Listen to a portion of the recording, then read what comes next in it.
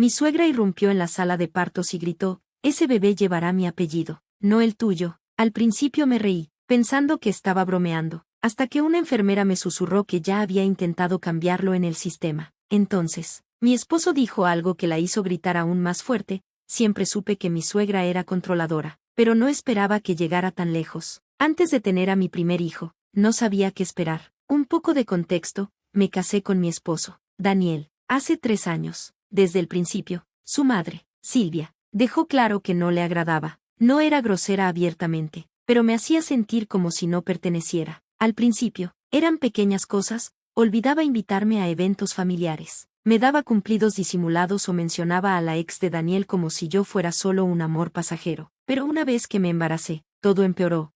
Silvia de repente se obsesionó con el bebé, actuando como si fuera su segunda oportunidad para ser madre. Comenzó a presentarse sin previo aviso, diciéndome qué comer, criticando a mi médico y, lo peor de todo, insistiendo en que el bebé debía llevar su apellido en lugar del mío o de Daniel. Decía que el apellido de nuestra familia era más importante y afirmaba, «Mi hijo no sabe lo que es mejor. Ustedes se van a divorciar eventualmente, pero el bebé siempre será parte de mi familia». Daniel y yo rápidamente decidimos que el bebé llevaría el apellido de Daniel, y eso fue definitivo. Silvia fingió estar de acuerdo, pero sabía que solo estaba esperando otra oportunidad. Entonces llegó el día del parto. Estuve de parto durante lo que pareció una eternidad. El dolor era intenso, y estaba muy cansada, así que no pensaba en mi suegra en absoluto. Me concentré solo en traer a mi bebé al mundo de manera segura. Después de horas de empujar, finalmente escuché el llanto de mi bebé por primera vez. Fue el sonido más hermoso, y cuando pusieron a mi hija sobre mi pecho, me sentí abrumada por la emoción. Lloré, y Daniel también, por un breve momento. Todo parecía perfecto. Pero entonces, la puerta se abrió de golpe. Allí estaba Silvia, irrumpiendo como si fuera la dueña del lugar, sin tocar, sin aviso, solo con pura actitud de derecho. Marchó directamente hacia mi cama, ignorando a las enfermeras, y antes de que pudiera reaccionar, señaló a mi hija recién nacida y gritó, «Ese bebé llevará mi apellido, no el tuyo». Estaba tan cansada y confundida por el parto que me reí, pensando que estaba bromeando, pero la enfermera susurró, «Ella ya intentó cambiarlo en el sistema». Mi corazón se hundió. Pregunté, ¿qué? La enfermera explicó que antes de que diera a luz, Silvia fue a la recepción y trató de cambiar el apellido del bebé en el acta de nacimiento. Tuvimos que marcarlo como sospechoso e informar al médico. Me sentí enferma, y mis manos temblaban mientras sostenía a mi bebé. Mi propia suegra había intentado robar el nombre de mi hijo antes de nacer. Daniel, que estaba parado en shock, de repente explotó. Su voz era firme cuando dijo, «Sal de aquí». Silvia se volvió hacia él, pretendiendo ser inocente. «Perdón», le dije, «sal de aquí». Daniel se interpuso entre mí y nuestra hija, diciendo, «Intentaste cambiar el nombre de nuestro bebé a nuestras espaldas, no perteneces aquí». Las enfermeras finalmente le dijeron que se fuera o llamarían a seguridad. Fue entonces cuando perdió el control. Comenzó a gritar, diciendo que yo estaba arruinando a la familia, robándole a su nieta y que yo era solo un sustituto en la vida de Daniel. Daniel no cedió. La miró con expresión fría y dijo algo que hizo que su cara se pusiera roja, «Felicidades, mamá, nunca más la verás». Ella gritó aún más fuerte e intentó acercarse a mí, pero una enfermera la bloqueó, y pronto llegó seguridad para llevársela. Incluso mientras la sacaban, seguía gritando que lo arreglaría todo y que yo lo lamentaría. Poco sabía ella que aún no habíamos terminado con ella. Los gritos de Silvia resonaron por el pasillo mientras la seguridad la arrastraba. Yo seguía en shock, sosteniendo fuertemente a mi hija recién nacida. No temblaba por el dolor del parto ni por el agotamiento, temblaba de rabia. Daniel se volvió hacia mí, con la mandíbula apretada, y dijo, «Te juro que ella nunca más hará esto». Asentí, demasiado cansada para hablar, pero en el fondo sabía que esto era solo el comienzo. El personal del hospital nos dijo que Silvia no podría volver a entrar, y una enfermera incluso anotó en mi expediente que era un riesgo potencial. Pensamos que estábamos a salvo, pero menos de 12 horas después, mientras descansaba, una enfermera entró con una expresión preocupada. «Hay una mujer en la recepción exigiendo acceso al bebé», dijo. «Dice que es la abuela y que tiene derechos legales». Me senté rápidamente. «¿Estás hablando en serio?», susurré. La enfermera respondió, «La seguridad ya le dijo que se fuera, pero no escucha». Apenas podía respirar. La audacia de esta mujer. Primero intentó cambiar el nombre de nuestro bebé, y ahora trataba de regresar. Antes de que pudiera responder, recibí un mensaje de texto de Daniel, «Acaba de llamarme». Está amenazando con contratar un abogado. Mi estómago se desplomó. ¿Un abogado? ¿Para qué? No tenía derecho sobre nuestro hijo. Pero Silvia era impredecible, y sabía que no solo estaba haciendo amenazas vacías. Le pregunté a la enfermera, ¿puedes asegurarte de que no se acerque a nosotros? Por supuesto, dijo, ya llamamos a la seguridad del hospital. Eso debería haber sido suficiente, pero no lo fue. Silvia no se fue, esperó, y cuando finalmente llevamos a nuestra hija a casa, dio su siguiente paso, invadió nuestra casa. Los primeros días en casa fueron muy difíciles, con noches sin dormir, alimentaciones constantes y la ansiedad de ser nuevos padres. Apenas estábamos sobreviviendo. Esperaba que Silvia nos dejara en paz por un tiempo, pero me equivoqué. En la tercera noche en casa, alrededor de las 2 a.m., escuchamos un fuerte golpeteo en la puerta principal. No era un golpecito suave ni el timbre, era un golpe fuerte, como si alguien intentara romperla. El bebé acababa de quedarse dormido, y mi corazón latía rápido de miedo. Daniel se levantó inmediatamente y tomó su teléfono. Luego escuchamos una voz gritando a través de la puerta, sé que están ahí, abran esta puerta ahora mismo. Era Silvia. Sentí frío por todo mi cuerpo. Daniel saltó de la cama y corrió hacia la puerta, pero yo le agarré el brazo. No, susurré. Estaba muy enojado, pero aceptó. En lugar de abrir la puerta, revisó nuestra cámara de seguridad en su teléfono, y fue ahí cuando la vimos. No estaba sola. Silvia había traído a 2 personas con ella, su hermana y su cuñado. Estaban detrás de ella, con los brazos cruzados, luciendo tan enojados. Luego, Silvia levantó un papel y lo agitó frente a la cámara, diciendo, tengo un abogado, no pueden alejarme de mi nieta.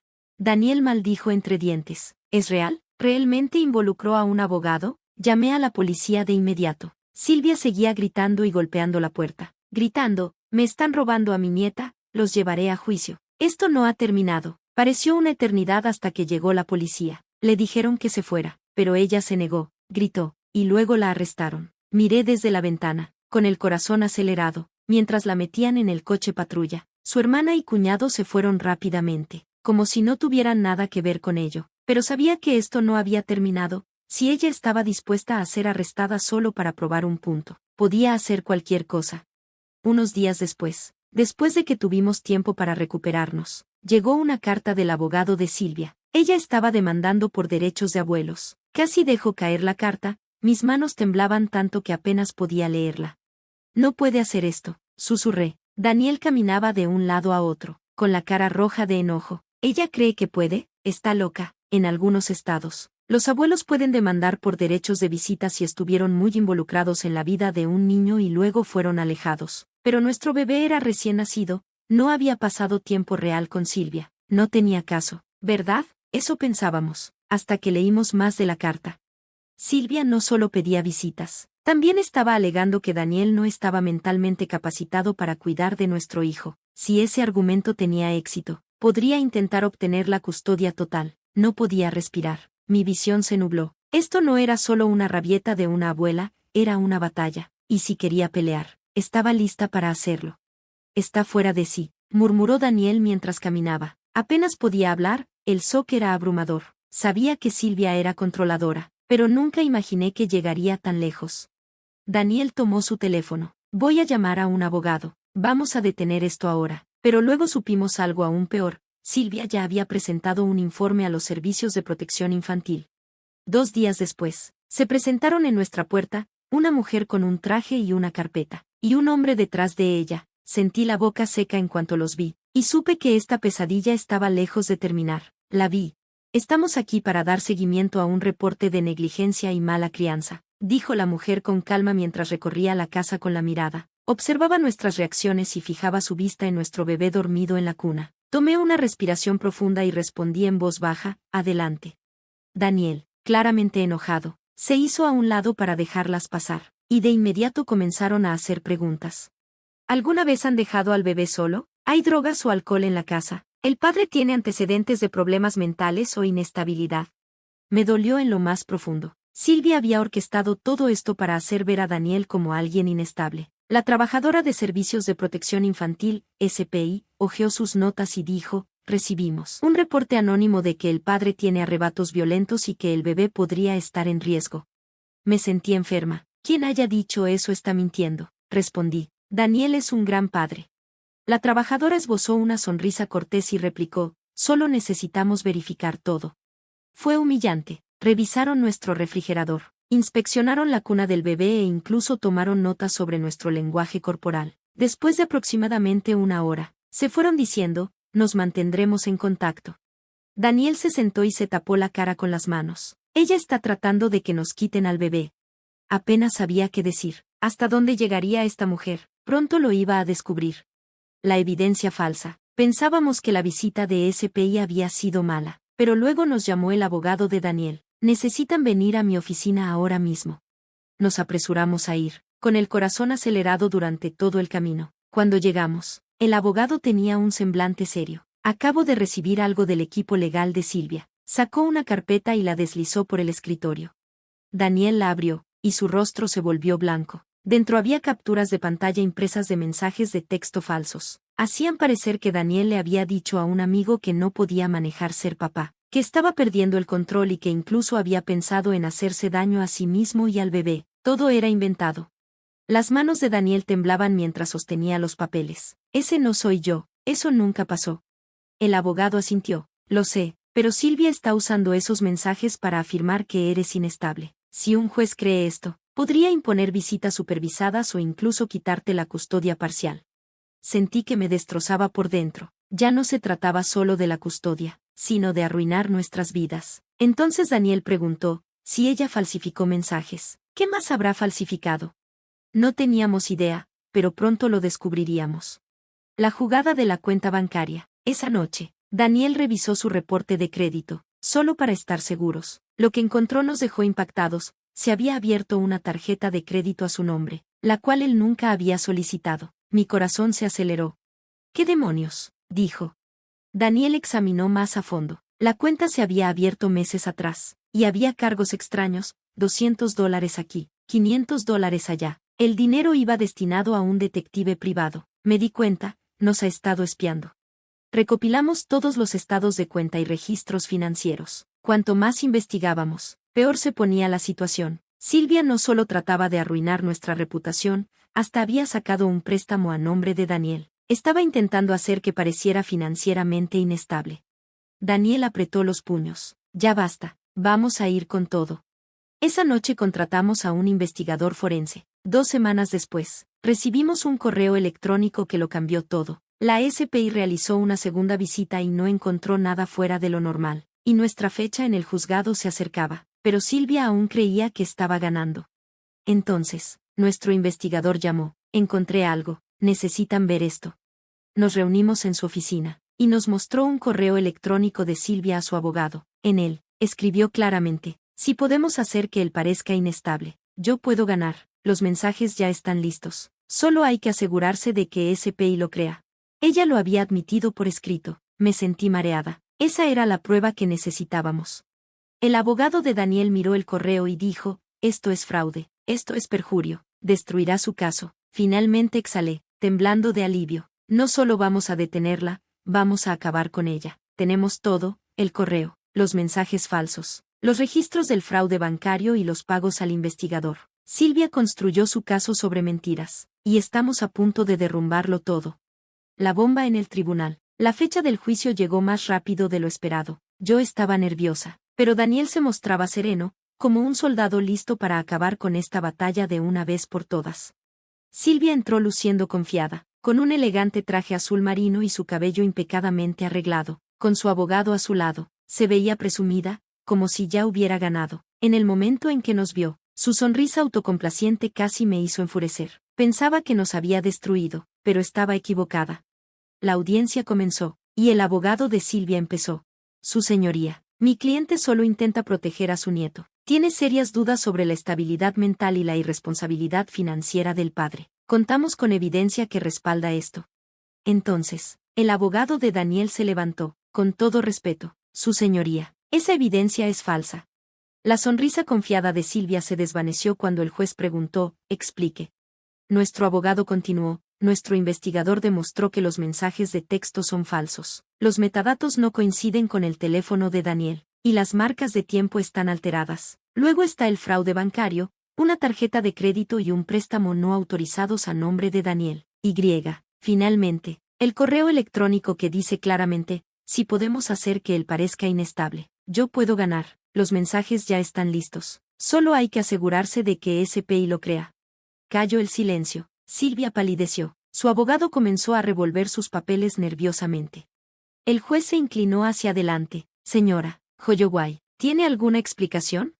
Silvia abrió la boca, luego la cerró, y finalmente dijo, yo, solo estaba preocupada, trataba de proteger a mi nieto.